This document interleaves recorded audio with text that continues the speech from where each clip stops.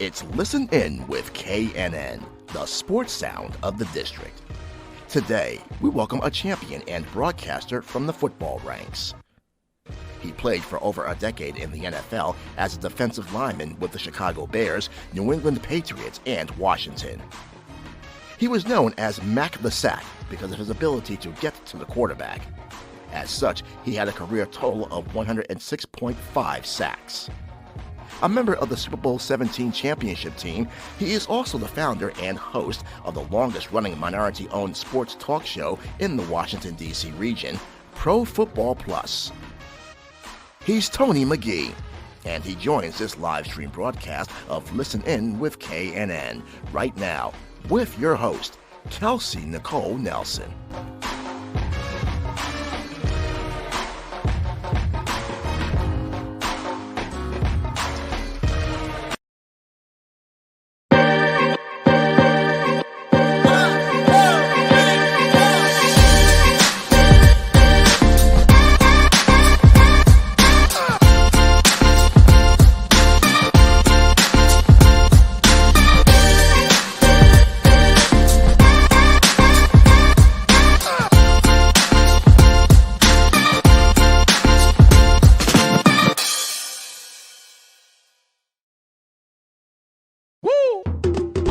It's Listen In with KNN, the sports sound of the district. We bring you the biggest guests, great analysis, and the hottest sports stories in the nation's capital and beyond. And we bring it to you live. Welcome to this live stream broadcast of Listen In with KNN. Here's your host, Kelsey Nicole Nelson.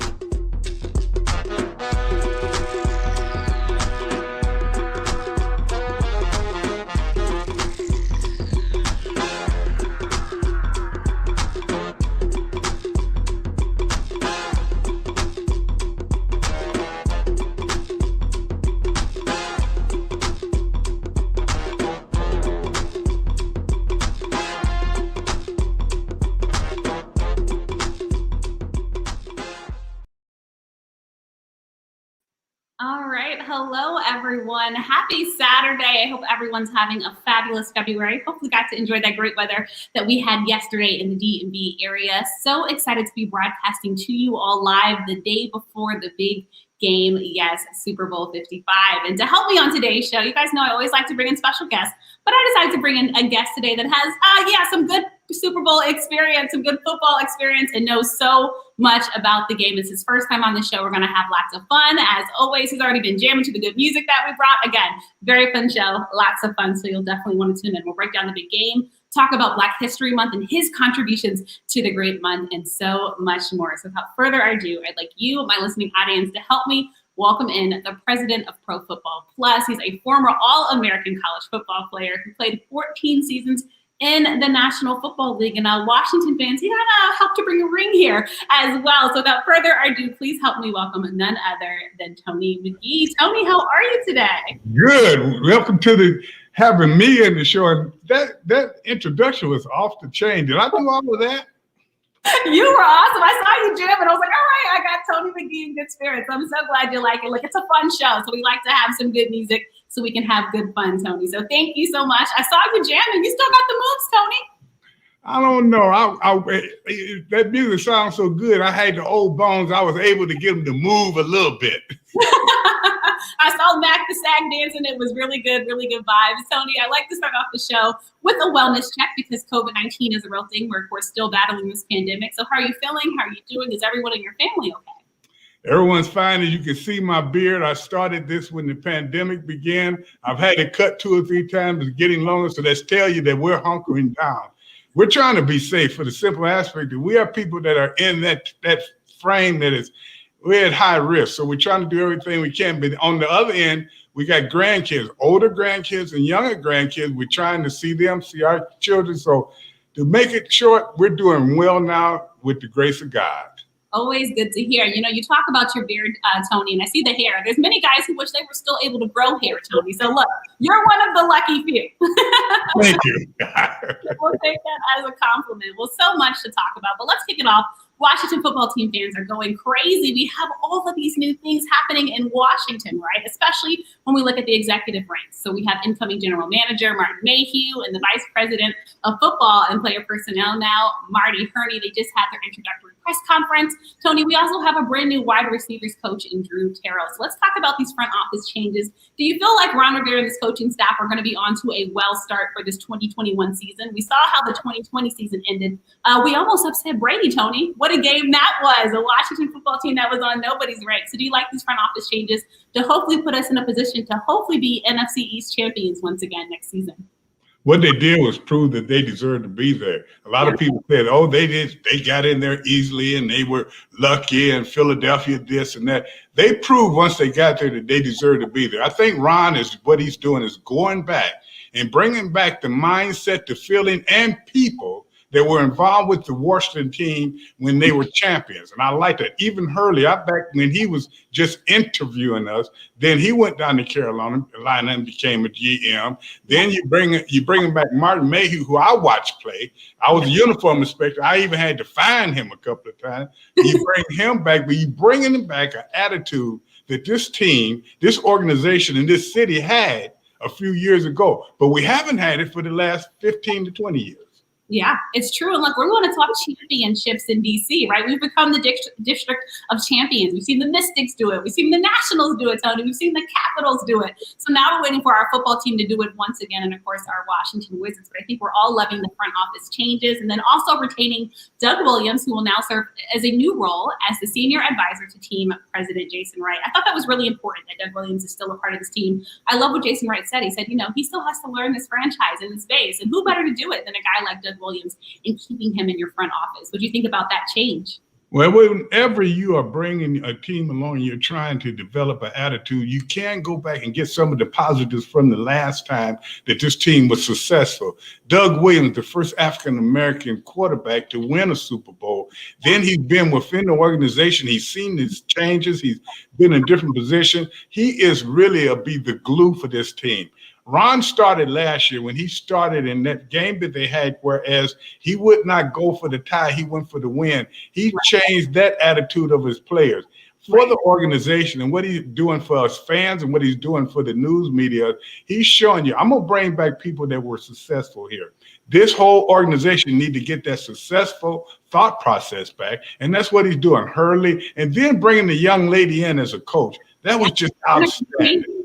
Awesome, right? Jennifer King, we have our first Black female assistant in the National Football League. So Washington hired the first Black team president and now the first Black female assistant coach. Talk about times changing, Tony, when you talk about a team that was the last team to integrate to now be the team that's setting diversity standards for the National Football League. Doesn't history have a funny way of kind of moving things forward? Well, what does that say? And it's about time. And I'm glad that they're doing it. As you said, Bobby Mitchell was the last or the first of the African Americans they brought to this team, and may his soul rest in peace. But now they have brought in a whole organization. The top of the organization will be African Americans. Not that that's going to make it great, but what it's doing is saying we are willing to make a change. We are willing to change our name. We're willing to bring in African Americans, not just because you're saying to do that. We're doing it because it's right. Right, doing the right thing. And I think, again, Washington setting standards. Also, Julie Donaldson becoming the first woman, right, to be in an NFL broadcast booth. So Washington football team setting standards and setting records. Again, who saw this Washington football team winning the NFC East at the beginning of the season? All the adversity, Tony, that they faced off the field last season, right, even prior to getting on the football field. Now, we went through a lot of quarterbacks, Tony, too. We had all these quarterback changes. We saw the saga with Dwayne Haskins. We saw Kyle Allen go down. We saw Project 11, and of course, Alex Smith get back to that football field, but still not be 100%. And then we bring in this guy, Tony, Taylor Heineke, who came in and did what no one thought he could. Of course, we wanted to get to that promised land, but still doing so much, again, against TB12 and a Buccaneers team that, quite frankly, many thought would just be a quick sweep for them. So I think overall, Washington football fans are very, very pleased at this season. We think we have a lot to build going forward. And I'll tell you, Tony, this is the happiest I've seen fans in a while, right? I think we have to go back a couple years. Like, we had Kirk Cousins. We remember that era. We remember the RG3 era. But it's been a while. Football fans have been kind of sad, Tony, in town. So hopefully bringing back happiness.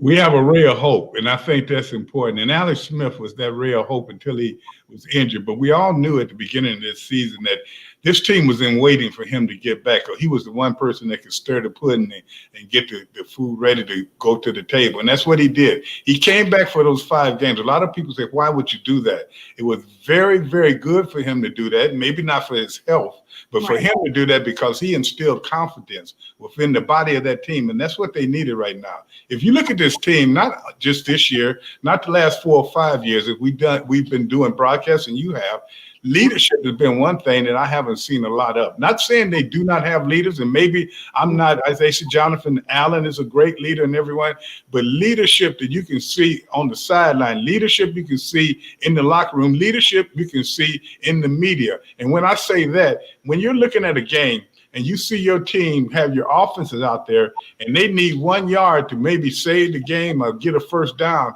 and all of your defensive players are sitting on the bench, that's not leadership. We were always up there cheering. Monty Coleman would be saying, move the chains. The defense, we would be there cheering with the coaches. I think that's going to come back. But leadership is the big thing. Alex Smith, when he came back, he was the leader. He showed that. We did have other quarterbacks in that did things and helped them to get there, but Alex Smith was the key. So now that's why I guess, Kelsey, they may have to start looking for another quarterback if he decides to retire. Yeah, and let's talk about quarterbacks, Tony. That's the big question here in the D&B area. We see the defense. We see Chase Young, and everyone's raving about that defensive front, right? There's not as big of questions. We saw the season that Cam Curl had, right? So defensive-wise, I think Washington fans are feeling pretty confident. And on the offensive side, we know we have something. We have Antonio Gibson, Terry McLaurin. Like, there's pieces. But, you know, all pieces need something to hold it together, right? Tony, like, I like a good crab cake. You can have all the crab meat, but you need some filling, right, to hold it together. So we're looking for that quarterback to hold it together. Alex Smith, there is questions around, of course. We're still not sure if he will even get back to that playing that we know he can, right, before the injury. But then we're looking at it, you know, we've seen the changes with Matt Stafford. You know, there was reports that maybe he would come to Washington and Washington going after him. That's no longer an option. But there's a lot of veteran quarterbacks on the market, Tony. Or do you think we look at the draft and say, let's just try someone young and new that might can get this team going? That's what you would look at. Where they're drafting, their drafting position. You may not get the top quarterback, but you could get a quarterback that could come in and play maybe towards the end of the season as well. Yeah. Then you look at the basis of this team. And one thing that I look at, where they're drafting, they may not get the quarterback they want. If they can get another year out of him or get a quarterback that can really just service and keep the game close, maybe not make mistakes. That's what you look for. Then you take your draft choices, trade off. Somebody want to move up a little bit to get a player. And what you do is take those draft choices, try to get your first one, have 2 first rounders, maybe 2 second rounders, move some people, and then go out and get your offensive line better. Because without a good offensive line, I can't even get back there and stand up to and I'm not saying I'm a great quarterback, but the quarterback will go as the offensive line goes. So why not get that offensive line and try to improve that in some areas? Maybe upgrade your running back. Maybe look at your defensive backs. So what I'm saying is that quarterback is really, really important. But right now, for this team to grow, they got other positions that they can really address that'll help them. Yeah, like you said, I mean, again, and we're building. The Washington football team did what nobody thought they could. Because let's be honest, Tony, we were the laughing jokes of the league, the NFC East last season, right? The team that has no name. Everyone going on this Washington football team, a very young team. And lo and behold, they turned the season around and did what no one thought they could. So again, I think we're looking forward to building. And I'm sure it makes you, as a former football player, proud. Because I'll tell you, Tony, I love hearing the stories of the glory days. But the last championship, Tony, I wasn't even here. I wasn't on the earth. Like, I want to experience that. I think a lot of the millennials want to experience that. So the fact that we know we're getting closer, I think, is something very promising. And just, again, hearing you as a former player say that. I'm curious, when you talk with other former players, are you guys kind of just proud of where the Washington football team is? Let's talk first about the name change, right? So we're the Washington football team. When you first heard that news, Tony, what was going through your mind? Was this something that you were proud about that finally happened for the Washington football team? Or was it too little too late? Well, as it has been proven since that name was changed, we have a lot more problems in this country than just a name. Yeah. And I think that was important for them to do that because people have been clamoring for them to do that the past few years. But at the same time, to me, that's minute to the problems that we have. I'm glad that they did it because that helps the people that wanted to be changed. The people that are unhappy about it have to understand that this is a social justice time, that people are looking for change, and not just to just have athletes and names and everything. We're looking for real change. But at the same time, to me, it's more important than feeding people and doing things like that for people that are in need right now than the name change. I'm glad they did it. But for myself and all my teammates, we went to the Super Bowl as Washington Redskins. That's what we'll always be.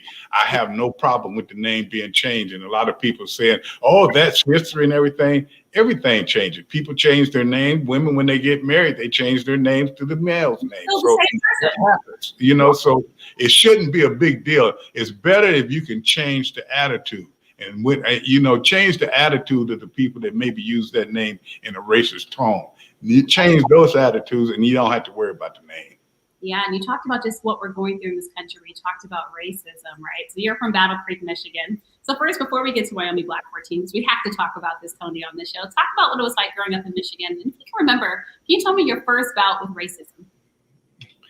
Well, I was 13 years old, and we went to the show to see this show called Phantom in the Opera. It was just coming out, a very good show. We all went to the same show, Black and White, I'm saying, in Battle Creek, Michigan, and it was the Bijou Theater right on Michigan Avenue. I remember that very well. And what happened was, as the show was over, a lot of young individuals had been hollering Black and White in the show and cheering and everything. So it was a call made to the police station and said we had some unruly people there. It just happened that myself, my sister, and her boyfriend, who they were 17, I was 13, and then another friend, we just walked out. As we walked out, a police car drove up to us and said, you get in the car. And my brother-in-law said, for what? And before you know it, he was down on the ground and they had his foot in his bag and handcuffing him. My sister went over to protest and the police hit her. So at 13 years old, I know I'm defending my people. So I jumped in between them, and me and this policeman fought. He hit me in my jaw so hard that the next day I had to go to the hospital. But what happened was he hit me in my jaw, and then they threw my sister and brother-in-law and this other guy who never threw a punch, never said a word in the car. Then they threw me in the car. They took us down to the police station. And now remember, this was a Sunday afternoon. They put us in separate rooms. They took me in a room by myself and made me sit there and sit and look at a wall that was about a foot away from me. I couldn't turn around. After they made me do that about an hour, 3 policemen came in, and 2 of them held my arms, and one took his fingers and nubbed into my eyes. And that's because we wasn't talking and what they want. So my sister did get a call to my father. But after they found out who my father was, now mind you, Kelsey, this is Sunday night. They took us to reform school. Wow. No trial. We weren't even the people they were looking for. And once my father, he was a very powerful figure in Battle Creek, Michigan. He started the Congress of Racial Equality there. He was one that he visited the White House. He was one of the only people in Battle Creek to ever be invited to an inaugural ball. He told them if we weren't out there that night, it was going to be blood in the street of Battle Creek. And I'm just saying that, not as a threat, to show you how it was at that time. Yeah. They got us out, they took us back, and they would not believe our story until one day a Caucasian man went to them and told them everything they saw. They said he hit me in my jaw, that they started it, we didn't do everything, and they believe it. Now, with that happening, the judge called me and my sister and wouldn't let our parents come in and tried to talk to us. And they said, oh, well, we know this happened to you, and we're not going to, do you want these people to lose their job? Do you want these people not to have a career? They never thought, and so you want us to go after them? And we say yes, but they did not. Wow. They said it's more important. So what I'm saying is that was an injustice, that we weren't even the people they were looking for. They jumped on children and beat them up. They took them to a reform school. They found out the police was wrong, but everybody got behind them, and nobody supported us. Wow. And then, hearing you say that story, it just takes me back to even now, right, where we're still seeing these unfortunate instances of injustice that keep happening. And Tony, I want to take you back to that moment when the death of George Floyd, right? And it was something that we all witnessed on camera. When we saw instances like that in Trayvon Martin, I mean, there's so many. Do you really think this country has changed since you were a child, Tony, or is there still a long way to go in terms of just hopefully battling racism, just making sure everyone has an opportunity? And it has to be a change of heart. It has to be a real change, not just a change where people are saying, I'm changing. We knew Southern Kelsey back when at the age that we were referring to. I had an uncle that they used to arrest all the time because he would drink or drive or something. And it was always known the African Americans that were taken to uh, jail down there had a good opportunity to get him beat up in jail, just like they did me. So that's a change that needs to be happening, that happened 50 or 60 years ago. We still have that something that's even worse now. Now you're killing people in front of us. And then you have people still holding up. I'm not for trying to just do anyone wrong, but when you put your knee on someone's neck and you shoot a person in the back, or you do something to people, a guy out jogging and two guys just get out and shoot him and say they're making a citizen's arrest, then you storm the Capitol, and then all these things that happen. Yes, it's time for this whole country to make a change. And I'm not talking black and white. I'm talking people, and we got to go for what's right and wrong. Yeah, go for what's right and wrong, Tony. And I appreciate you sharing these instances. I'm sure even for you, it's hard to just recount that moment, but I think it's so important for people to hear that story because look, America is a great country, but we have its problems, right? Like every country, we need to solve its problems. And it's sad that things keep happening. You brought up the Capitol, Tony. That still to this day, I'm still trying to process what we saw in DC because I think it was just so hard to watch. We had people lose their lives and just a Capitol building that's so sacred, or at least seemed so sacred before that, and just seeing the evil and just the ugliness of people. And we're still waiting for justice to be served at that event. It was a lot, Tony. And as we talk about that, I want to talk about activism. But before we get to your activism, when you see activism today, when you see athletes speaking up and speaking out, Colin Kaepernick is one that comes to mind, and there's many others. Do you like the trajectory it's going? Because, we still have people telling them just shut up and dribble, right? Or just play sports. How do you think athletes today can kind of have a voice that's more forward-thinking to hopefully help move this country forward? They're going to have to keep doing the same thing. Make sure you keep it in the realms of not being violent or anything going forward. But once things start to transpire, you have to take that and utilize it within the cities, within the communities, within the groups of people that you want this to be effective. I.e., I like what Kaepernick did, but one thing I would have liked to seen him do more, which he is doing, and I may not be aware of this, is take that message now because he's well known and everything, and go in and do things within the community and do things in the change of that what transpired, that you can see the change. People can see the change and know this is not the same when he first got on his knee. It has gotten better, so it's proven that what you did was correct. I'm not saying he did anything wrong. But what I'm saying is just like a group that we're going to speak about later, the Black 14, we're looking now when we look at the Black 14, in other words, we were mistreated at a time, but now we're looking at the Black 14 justice served, and I'll tell you about that in a little while. But that's what I'm looking for going forward from activists. We got to do it in a different way. Now, i.e., they did not do as they did in the Capitol with a lot of violence and everything in these protests, but we did have people looting and burning and doing stuff. That has to go. But that's the way you have to do that is you have to organize your people and make sure you know who's protesting with you, because I see in all these protests, you have people that is getting in it that wants to have the problem. So all this has to be done as a nation, as a group of people. Not as separate group, but as a group of people, and we can get it done. Right, the coming together, and this is why let's transition now to Wyoming Black 14. You mentioned it. So going to college, University of Wyoming, coming from Michigan. Before we dive deeper into what was that like for you, going from Michigan to the University of Wyoming? Was it a big culture shock for you, a big culture change, Tony? Was it a shock? I have to ask you, Tony. When I got on the airplane and they had you to close the door behind you, that was a shock. When we got out to Wyoming and you could see 10 to 15 miles and you see nothing, that was a shock, except mountains. But no, it wasn't really as bad as it could have been, because I had a lot of opportunities. When I was in high school at Battle Creek, Michigan, as I told you, in Battle Creek, Michigan, the one thing about it, whatever the police did to me, that did not represent the town. The town, we were more blacks and white. We all went to school together. I didn't know about segregated schools until I began speaking with other people later in my life. So when you look forward and you look at things that had transpired, I was there, and my preacher's son went to the University of Wyoming. He was an excellent, one of the best athletes ever to come through Battle Creek, Michigan.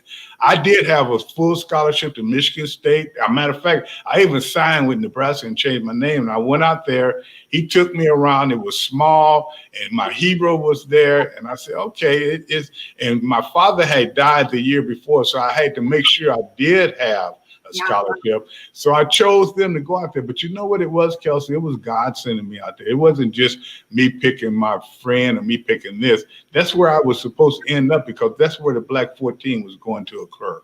Yes, and then let's get into it, Tony. I mean, the Black 14, if you don't know this story, please do your research. And this is why I have Tony on the show today.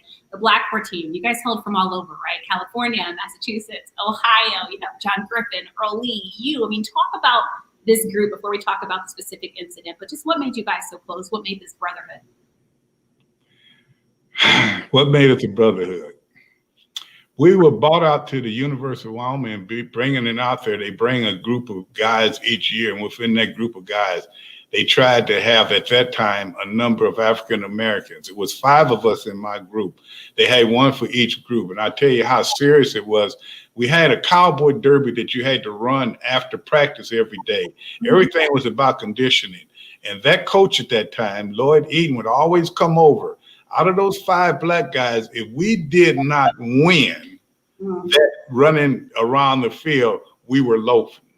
And he never talked to us in a positive way. So that kind of started us to formulate. Then when you had people on your team that had never seen an African American in person, you say, okay, Houston, we got a problem here. And then you see guys on your team that have been in the same situation as you, and you can look at them. So the black guys kind of pulled it together, because they only bought 5 black players, but they would never bring African American women for us or anyone. But they did not want us to be involved with the Caucasian women. So we would kind of just circle around, just like they said, we circled the wagons and we became tight. But we also would reach out not just to other African Americans, but to everyone. Yeah, and like you said, I mean, just going to school, playing football, not even seen anybody that looked like you in person, right? And then, like you said, you can't converse with a white woman. There was no black woman around, so I mean, it made your circle even tighter because you were only allowed to kind of be with certain ones. And I can only imagine what those conversations were like.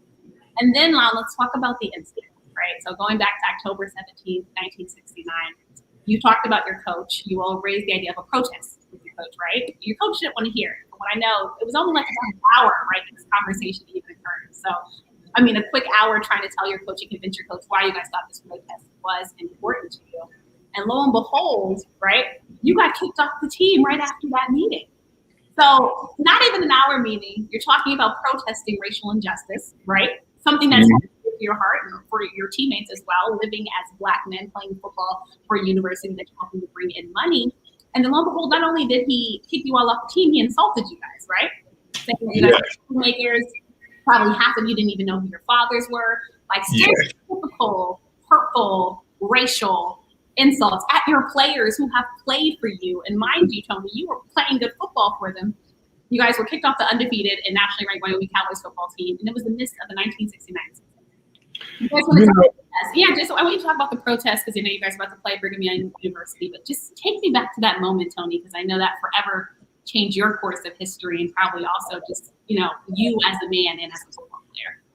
You know, the bad thing about it, Kelsey, at the beginning of that year, they had begun to start doing things that was really making it plausible for us to be there. They had asked us what would make us happy. We went over and talked to the athletic director. We also talked to Eaton, all of them, and our position coaches said we need more African Americans here. They went to my hometown alone and recruited 3 African American men, I think, and 2 women. They went to every one of our towns and recruited people. So therefore, when this occurred, they had tried to make a change. So that's why we felt kind of positive that we could do it. So what happened, we had won 4 games at that time. The Sugar Bowl had already told us that if we win 2 more games, we're in.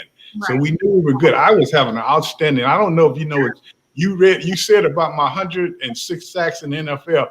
In 4 games, then I had 11 sacks already. So I was up to have a very good year. But what happened was the Black Student Alliance found out that we were getting ready to play BYU.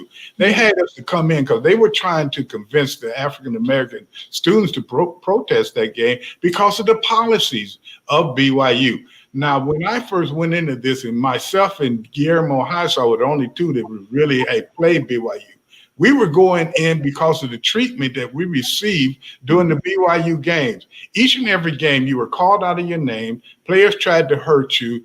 I went to the official one day and said, this guy jumped in the back of my knees. He told me to shut up and play ball. Our teammates never said. I had one teammate that said, we'll get him. But everything else was on us. Myself and Highsaw, after that game, we were walking off the field, and as soon as we got off, they turned on the sprinklers like they were cleaning the field. So, yes, we listened to what the Student Alliance was asking us to do. And so the first thing we said, we'll take this back to the group because everyone was not there, and we'll have a talk about this. So we went back to the room. We gathered all the 14 athletes, and we told the individuals that were married, look, this could be serious. If we decide to do this, if we decide to wear these armbands, you have a wife, you have kids, you can't take a chance on losing your scholarship. So right now, you should say that you shouldn't be part of this. Everyone still wanted to be part of it. So then our captain went over and tried to see what the feeling was for the coach. And he said, I don't allow protests. I don't want this. So we said, okay, well, and he came back and told us. So we said, okay, well, let's put these armbands on. Go over and let him see these armbands. Let him know they're not intimidating. We just want to wear them for this game. And so and the thing, Kelsey, that you want to understand with this, the last thing we said is if he say no, we will not wear them. We're going to play. We walk in that place. He made us stand there for the longest before he came out. He came out and he said, as of this moment, you're no longer a Wyoming Cowboy. Then he said, get in the stands. I want to talk to you. For 2 hours, he rant and raved. As you said, he told us we didn't know who our parents was. We weren't from broken families. He told me that he personally picked me up off the street in Battle Creek, picking up cigarette butts. He called us out our name. He did everything and then put us off the team. And from there, it ruminated into what it was. But at the same time, he never gave us an opportunity. If he had said, well, I don't want you to wear these armbands, let's talk about it after the game, we would not have worn them. That's really the biggest tragedy. But what it did help, we found out that the people that we wanted to protest against, we were being coached by. Look at that. See, we'll sometimes do crazy things.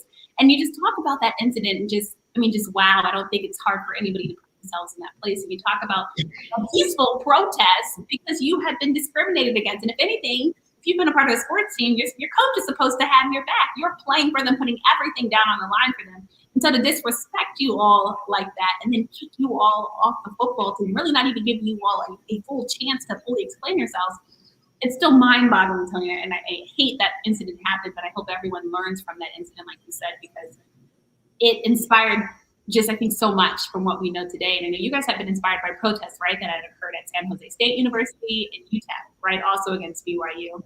Because if people don't know, they had the Mormon church's policy that banned African Americans from joining its priesthood, which I know was something that also you were protesting against, because why should anybody be left out of anything? And so when you look back at that incident, Tony, for the youngins, and we'll call them the young kids, the youngins today, what do you think they should learn from that in terms of what we're looking at in protests today? You don't just protest for anything. Yeah. And that's what we have found out in what has happened in the last couple of years, since they've been honoring us for our 50th, that everyone was not protesting for the same thing. There were guys on there that was protesting only because they found out from us what had transpired. Then there were guys on there who were protesting because of the Mormon religions and the way that they operate. I did not find that out to the last couple of years. What I would tell the young people is make sure what you're protesting about, don't fall for anything that people are saying, but make sure it's right. And not right just for you, not right just for the color of your skin, but right for people in general. That's what you want to do. If you're going to protest, make it for a better world, not just a better me, a better this, a better color. Because right now we can see what's transpiring in this world right now, that it doesn't matter about color. It doesn't matter about anything. It's all about right and wrong. Until we get that straightened up, we're going to still have the problems that we're having. Yes, we will still have the problems that we're having. Like you said, it's coming together, but like knowing what you're protesting for, and hopefully everybody else realizing that you're protesting because there's a problem that's happening in the country. If we go back to University of Wyoming, I know after you all left, after you all got dismissed, I shouldn't say you left because you got dismissed. They only won its next 2 games, but lost the Final Four contest of the 1969 season, plummeting from the national ranks in the next season. Ooh, Tony, 1-9, worst record since 1939. Karma, look, there's no other way to put it. You let go of your best players simply because they were trying to draw attention to a problem. I want to bring up this great question. Isn't it ironic that the University of Texas was the last team to win a national football championship with an all-white team in the midst of the chaos of 1969? Yeah, that's funny because everyone was changing then, and just to have an earmark on this and to see the changes had come about, the next year after our protest, BYU had its first African-American football player. Look at So that. right there, we saw a success. Yeah. I remember that Texas team that won, and then think about another Texas team. At that time, I think they were Texas A&M. They were the first ones, and I think that was in 1969 as well, to win a national basketball Remember that, yeah? championship with 5 African Americans, and they always talk about that. So right there, you're seeing the changes. Texas, the last one to win with all white, and then this other basketball team with all black. But what we want to do is win with a team. It doesn't matter about the color. There you go. Win with the team. It doesn't matter about the color. I love that question. Tony, that was from my mom. So you see how I know my history. It comes in the family. You got it down, Kelsey. You got it down. And I tell you what, it's young individuals such as yourself that I like seeing that, for the aspect that you can hear stories, you can see stories, but when you read and learn about stories, you can portray what you see, and you can help with that change that we're trying to do. Yeah, and I think it's so important because, you know, one of my favorite quotes, if you're not part of the solution, you're part of the problem. And it just is all of us. You have to know your history so it won't repeat itself. And it's so important. And that's why it hurts me sometimes when I'm talking to younger people and they don't know about all the greats that came before them. I mean, it's legends like you and so many others that kind of helped to pave the way, and hopefully what inspires us to continue to fight for change. And just as we go back, and I thought it was really interesting though that after your coach was fired right after the 1970 season, he got hired right as a director of player personnel for the Green Bay Packers, and then was demoted to scout after 4 years. But the fact that all that happened, did it all hurt you that he was able to still find a job in the National Football League? No, that just told us what the Football League was about. And it was Green Bay, because they did not only just hire them, they hired Coach Burt Justison, who was a defensive back coach with us. I think they hired other people. I don't know Green Bay at that time. They had a connection there, and he was able to do that. No, I was not going to be like him. I didn't like it at the time, but as I look back at it now, what good would it do me to be angry because he did us wrong, but they gave him a job? That was the norm at that time. It didn't even bother me. What bothered me is no one ever could get him to even say, I'm sorry, or talk, or do anything. And we were out there. And I want to tell you, this thing still follows you to the day, no matter what you were. Like you said, I went into the NFL, and I got drafted in the 3rd round. But what transpired is I had a very good year. I went to Bishop College for a year. They gave me a full scholarship, and I made Black College All-American. And they came out, and the draft came, and they were getting ready. The Los Angeles Rams had the first pick, and they first round pick, and they were going to pick me in the 1st round.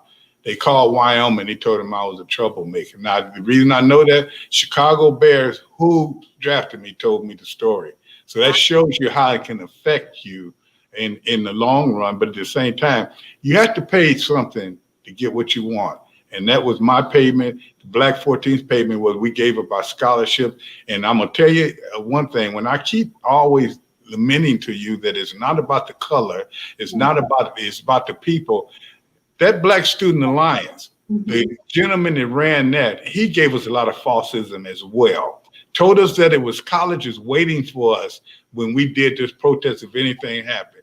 Told us that they were going to do this and do that. Did nothing, disappeared. And so I look at him the same way that I look at Lloyd Eaton.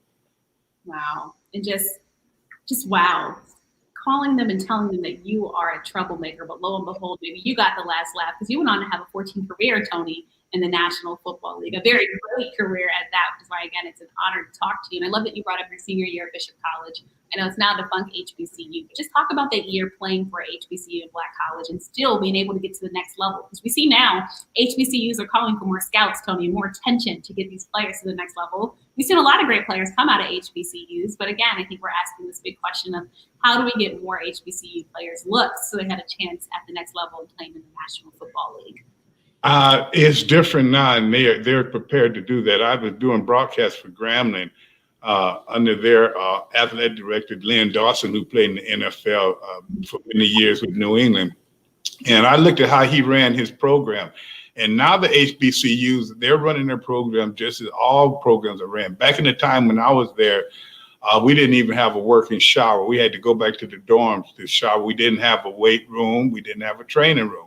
We just made it happen and we played. But we had good players to come out of there. And at that time, they never would draft us or anything. Anyway, all the HBCUs would be, free agents or somebody that someone told you about. But now it has grown to the point that a lot of HBCUs are coming out early as anyone else. It's all about the talent. So I'd look at these HBCUs, they have gone about the process the way they should have. And as long as they continue to try to improve themselves, let's take the HBCUs out sooner or later and say, Grambling is a regular college that has good education in football.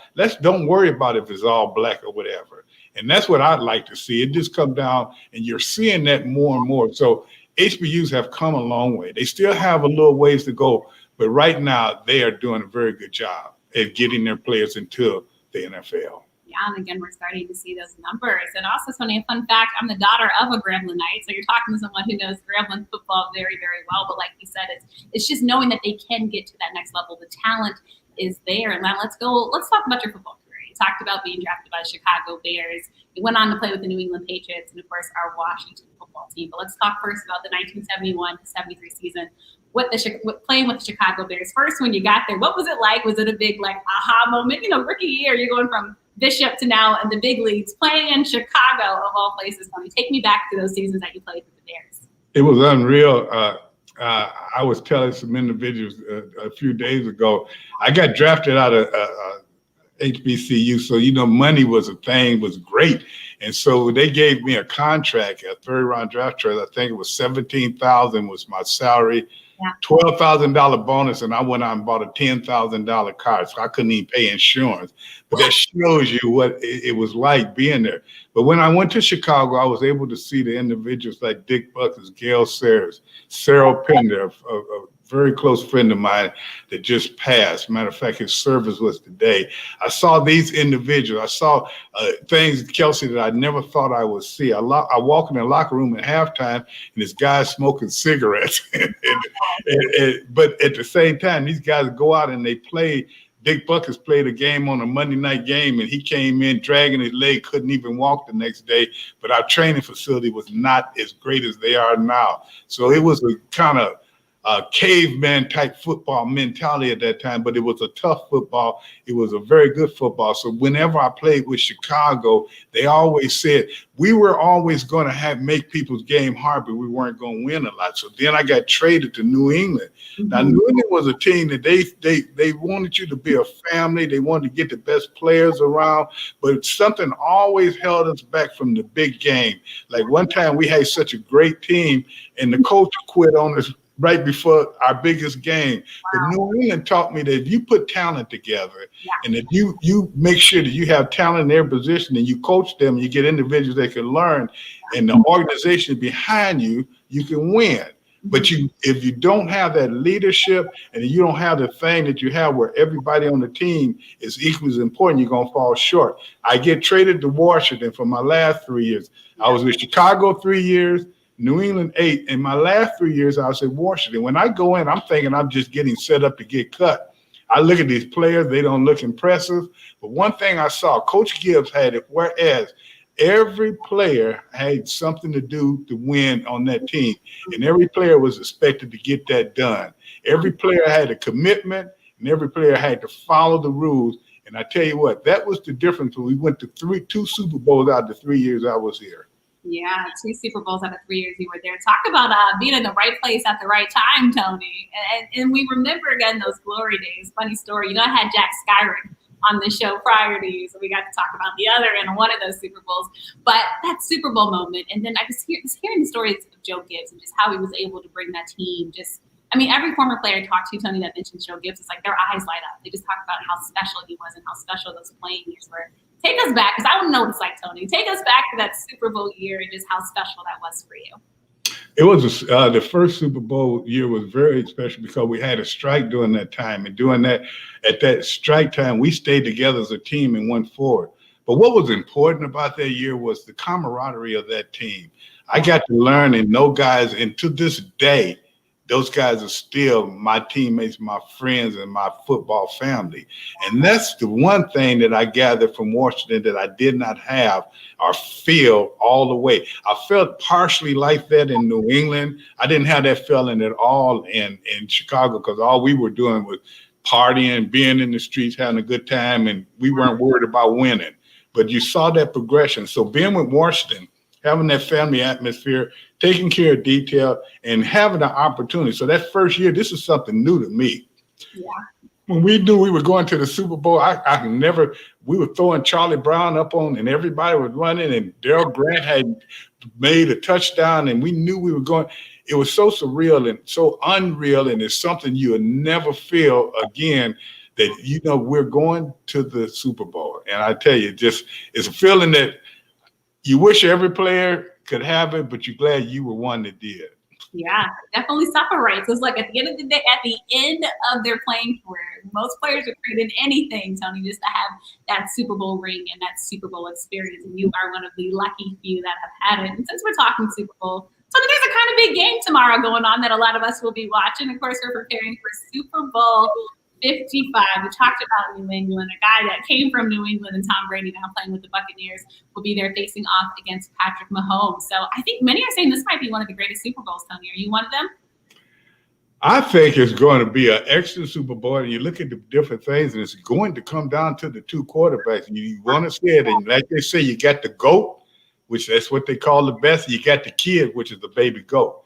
But the kid is pretty tough. And I tell you what he does to probably tell you how the game is going to go. And I'll tell you why I say that. Brady is the kind, he's a very good player, but he is 43, 44 years old. And now when pressure gets to him early, it changes his whole game.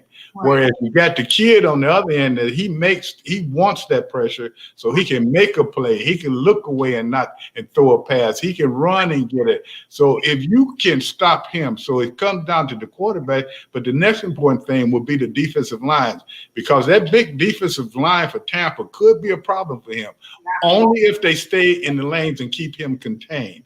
If they do that, then they will be able to control them. But you look at the pressure on Brady and controlling him in the pocket, whichever one the defense gets it done, that's the team that will win. Now, that I did that especially to let you know, like I tell all the people on my show, the only reason both teams are there is the defense. There's nothing else that matters. Yeah, defense wins championships. That's what I'm talking about. The defense is obviously important. So I got to ask you, Tony, is Tom Brady getting number 7, or is Patrick Mahomes and the Chiefs, are they running it back? What's your prediction? I'm looking at Tom Brady getting number 7, only for the simple aspect that I look at this guy, and I'm glad that he was able to do this, because coaches get to thinking that they are the real one reason that you go to Super Bowl. But it's the players. They put us in position to make the plays, but we have to make the plays. That's why when you lose, you can't blame it on the coaches. You need to blame it on the players. Same thing, they win. Tom Brady can get it done. Now, what I'm looking at with Patrick Mahomes, the only thing that's really bothering me with him, he's had some injuries. He was able to perform with them, but that may come into play on that game. And he needs to be 100%, as we saw when they played Atlanta, and Atlanta shut him down. They played the safety over the top. A lot of you don't know what they mean by that. So that means they were double teaming their good wide receivers, and Atlanta gave them a big problem.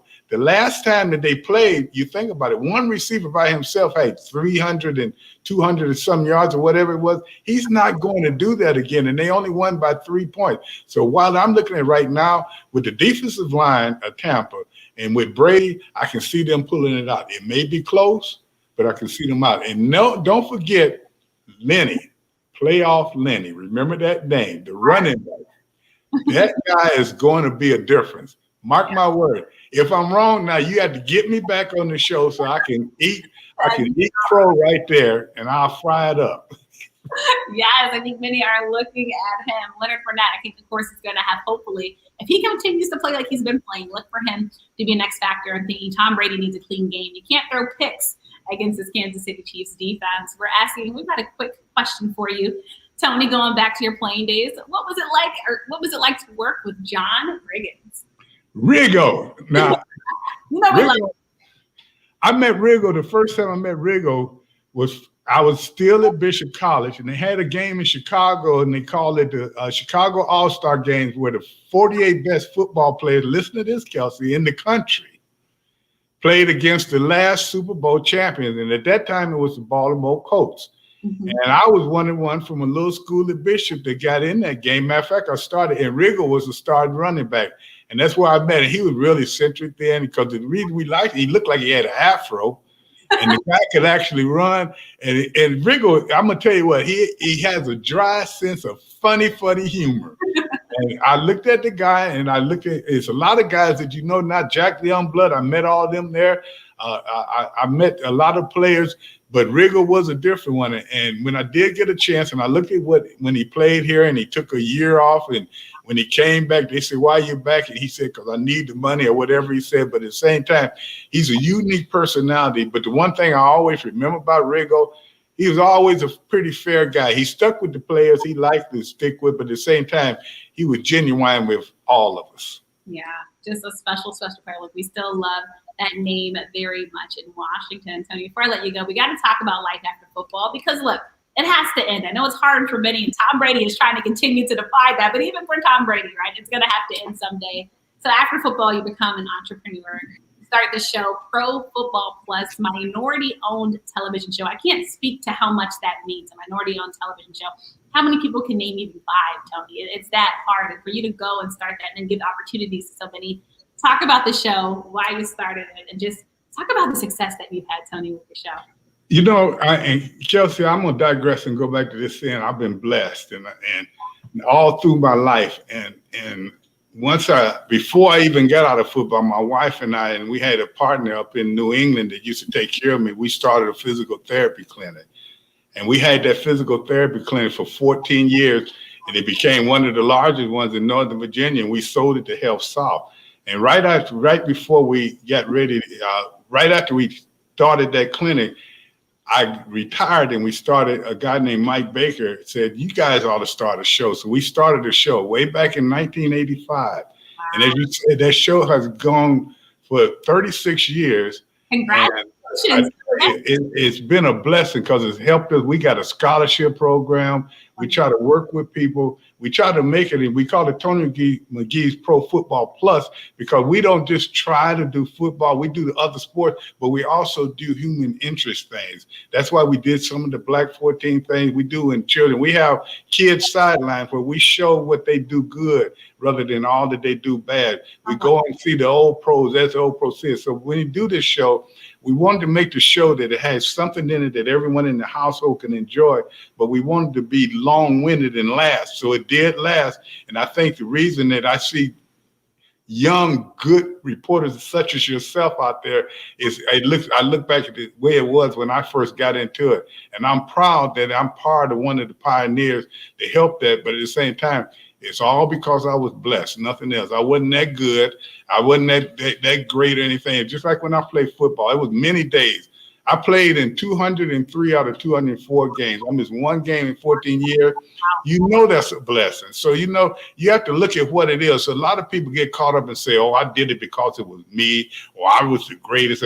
No, it was all a blessing. Good people around me. My family have gone through it. They've been trying to get me to retire ever since it was the 20th one, which they're right about it. But I think I'm going to make it go as long as it can and hope that some young person to take it over and keep it going, because I am pretty proud.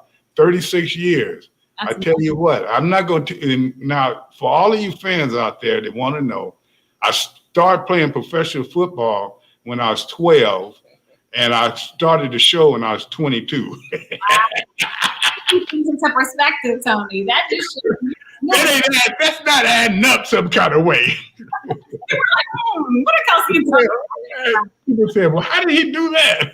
I appreciate you so much, Tony, for just sharing your stories, coming on the show. And again, congratulations on that success. I think the sky is forever the limit for you. You just don't know what Tony McGee will do next. And, I love what you said. You said you missed one football game, 203 out of 204. So I got to ask you, when you see basketball players and coaches talking about load management, and we see these players out for rest, does that bother you, Tony, at all? Keep it real, Tony. We keep it real on this show. Okay, give me the question another way so I can try to be nice. All right. So we have, let's say, an NBA player. They play back-to-back games, Tony. Yeah. Rest, right? They need to be their best selves. So the coach said, I'm going to put this player, they're not going to play because they need rest. We're load management. They can't handle playing every game in the season. No, you're good. I'm glad you said it that way, because and I'm going to tell you what, I'm going to try to say it in the right way. Okay. These guys on all sports now, first, they're paid for potential. Right. Then they act like someone should be gratified because they did their job. They want to point to themselves, everything, and then they get a hangnail, they don't play, and that's all sports. I look back at that, and the reason that we played the way we played, because you knew if you came off that field and someone went in and the camera got them doing better than you, you lost your job. So when I look at players now that don't play, they get paid, or they got a hangnail, or they got this, it angers me, because I'm going to tell you this, Kels. Mm-hmm.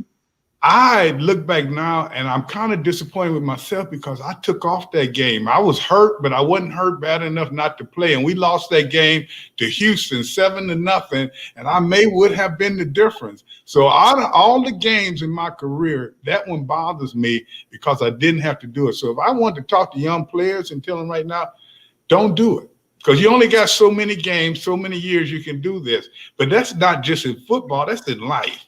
If you got a chance to do something good and do it right, do it. Don't think about doing it, do it, and then think about the consequences afterward.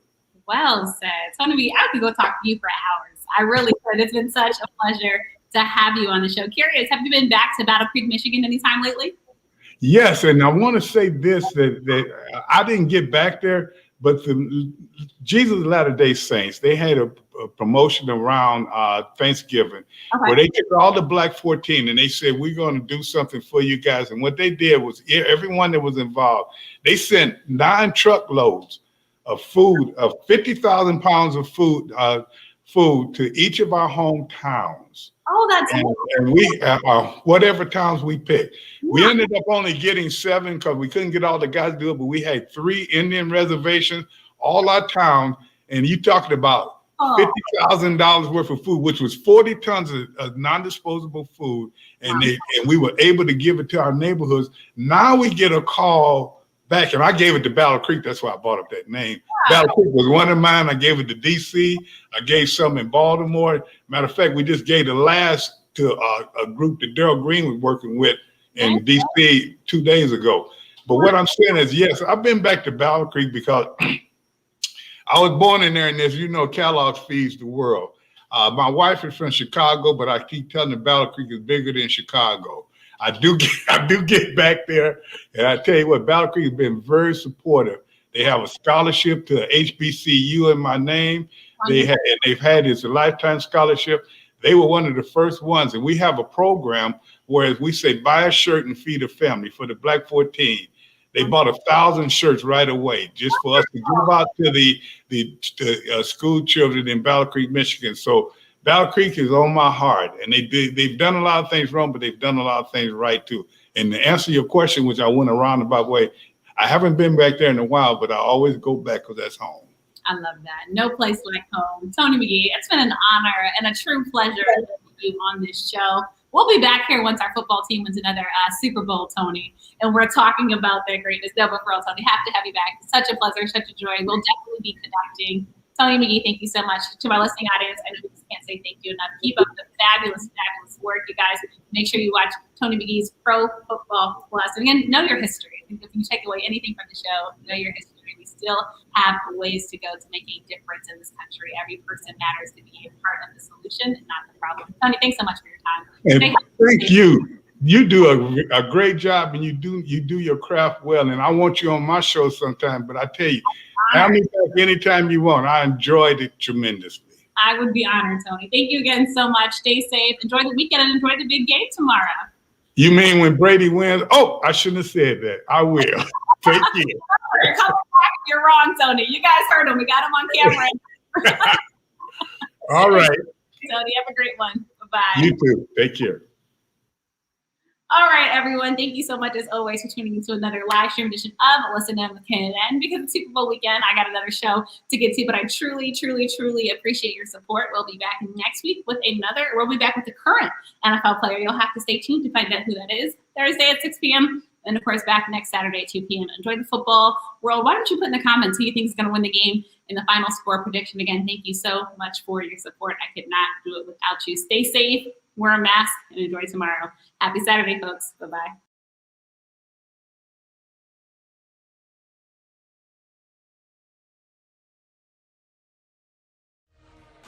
Follow Kelsey on social media at The Real K Nelson.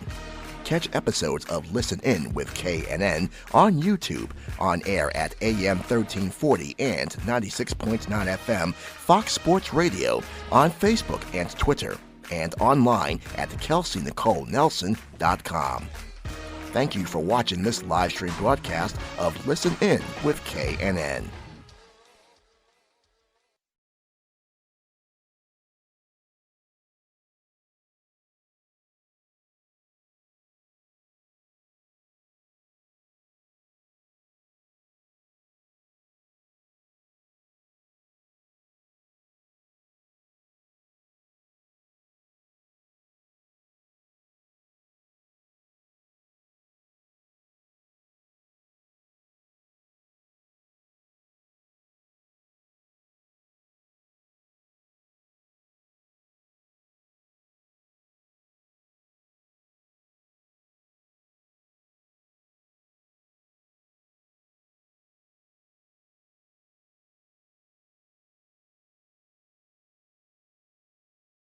You used to hear me on your airwaves or hear me on my hit podcast, but now I'm taking you to the screen.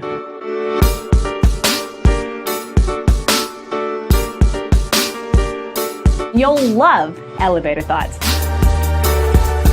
We will talk the latest trending in sports. It's game time. What better way to get to know those that visit the show than over some good food and drink? It's time for confessions.